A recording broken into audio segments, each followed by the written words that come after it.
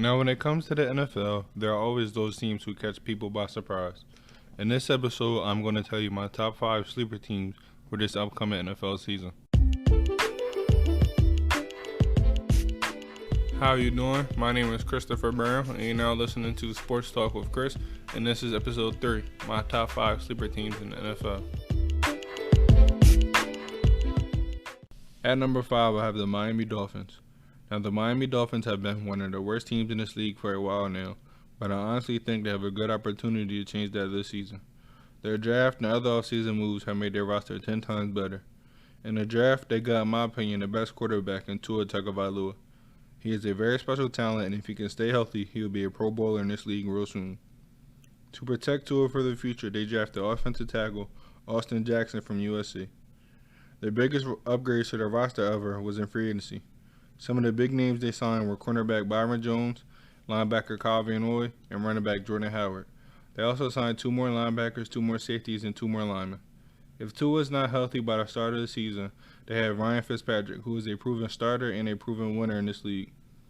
They now have a lot of quality depth at every position. They will have a really good season this year. At number 4, I have the LA Chargers. The Chargers lost their quarterback and running back through free agency, but you can now say that they are a better team.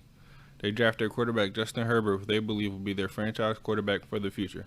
However, if he is not ready by the start of the NFL season, they have Tyrod Taylor, who is a proven starter and winner in this league. They also addressed their problem at linebacker in the draft by selecting Kenneth Murray. In free agency, where they made majority of their key upgrades, they signed offensive tackle Brian Beluga, defensive tackle Linval Joseph, and cornerback Chris Harris. The addition of a Pro Bowl offensive tackle will help strengthen their entire offensive line. Linval Joseph gives them a good interior force as they already have Joey Bosa and Melvin Ingram on the outside. Last year, they ranked 32nd in opponent completion percentage. By getting another Pro Bowl caliber corner in Chris Harris and the return of Derwin James, who was injured for 75% of last year's season, it will give them a better ranking in pass coverage defense. With all the new additions and their already good roster from last year, I see them steadily improving this year and possibly having a chance to be a wildcard team. At number 3, I have the Indianapolis Colts. Now, the Colts were a contender 2 years ago, and heading into last year, a lot of people thought that they were going to make a serious Super Bowl run. But when Andrew Luck retired, everything changed. This year, however, I think they have a chance to make that run again. They made huge upgrades to their roster. They traded away the 13th pick in the first round for DeForest Buckner, who is a beast at defensive tackle. In the last 2 years, he has had 19.5 sacks and over 120 tackles. In the second round, they drafted a running back, Jonathan Taylor, and wide receiver, Michael Pittman. The Colts have a top 3 offensive line in this league. Pairing Marlon Mack and Jonathan Taylor will give them a really good 1-2 punch in the running game. Michael Pittman gives Phillip Rivers another receiver weapon for the offense. Pittman was a steal in the draft. He is 6'4", and in college he only dropped 2.8% of his catchable targets in his whole career. In free agency, they signed Xavier Rhodes, who is looking to have a bounce-back year. If he can stay healthy, he might be able to return to Pro Bowl tier. The defensive upgrades make their already tough defense even better. With all those upgrades, I see them winning the division and giving a lot of top-tier teams a run for their money. And at number 2, I have the Arizona Cardinals. They made a lot of upgrades this offseason that will help fill holes throughout their entire roster. The biggest upgrade they made was trading for DeAndre Hopkins. DeAndre Hopkins has been arguably the best wide receiver in the league for the past couple of years. In the last 3 years, he's racked up 31 touchdowns and over 4,400 receiving yards. Adding him to the receiving core will help Kyler Murray tremendously. Pairing D-Hop with Larry Fitzgerald, who is already a top 10 receiver all time, and also a young but promising Christian Kirk, will give them a dangerous passing offense. In the draft, they picked up a special talent that can play multiple positions on defense in Isaiah Simmons from Clemson. He gives their defense versatility to have a number of different defensive schemes. In the third round, they got a steal in Josh Jones, offensive tackle from the University of Houston. He was ranked a top 7 tackle in the draft with first-round talent. Drafting him addressed serious issues when it comes to their offensive line and protecting their star quarterback, Kyler Murray. Some free agent signings that they made that have immediate impact are defensive linemen Jordan Phillips and linebackers Devon Kennard and Devondre Campbell. Phillips had 9.5 sacks last year.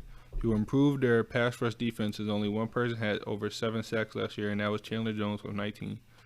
Campbell is a solid linebacker who had over 120 tackles last year.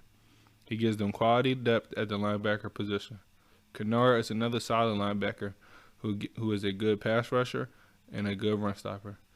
These additions on defense will help improve them, as last year they were ranked one of the worst defenses in the league.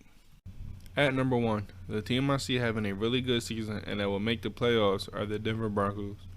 The Broncos finished with a 7-9 record last year, but 4 of those losses were by 4 points or less. During the offseason, they made major improvements to their roster. They re-signed Justin Simmons, who had a really good year last year at safety. They also signed the offensive guard to help build their offensive line. One of the bigger moves they made this offseason was signing 5-time Pro Bowler Jarrell Casey, who will give them a scary defensive line, as on the outside they already have Von Miller and Bradley Chubb, who will be returning back from injury after having 12 sacks his rookie season. Another good signing they made was signing Melvin Gordon, who rushed for over 4,200 yards in his first 5 seasons. The tandem of him and Phillip Lindsay would give them one of the best running attacks in the NFL, and it would terrify their opponents.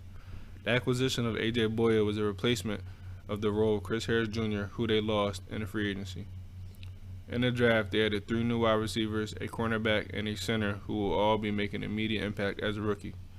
This is year 2 for Drew Lock, and John Elway did a good job of surrounding Drew with offensive weapons. Jerry Jeudy is an excellent route runner and has a great ability to get yards after the catch. He will get open a lot. He will most likely be playing on the outside and in the slot, as he is so versatile. KJ Hamler from Penn State is a speedster, and he will be very useful as a deep threat.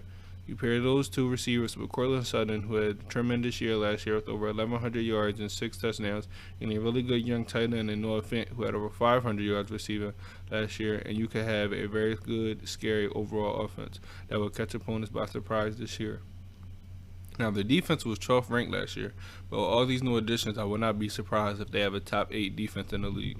Thank you all for listening to my podcast today. If you have any questions or you want to talk about what I discussed in this podcast, you can reach me at Instagram and Twitter at sportsw_Chris. sportsw_Chris. Thank you all for listening, and stay tuned for future episodes. Peace!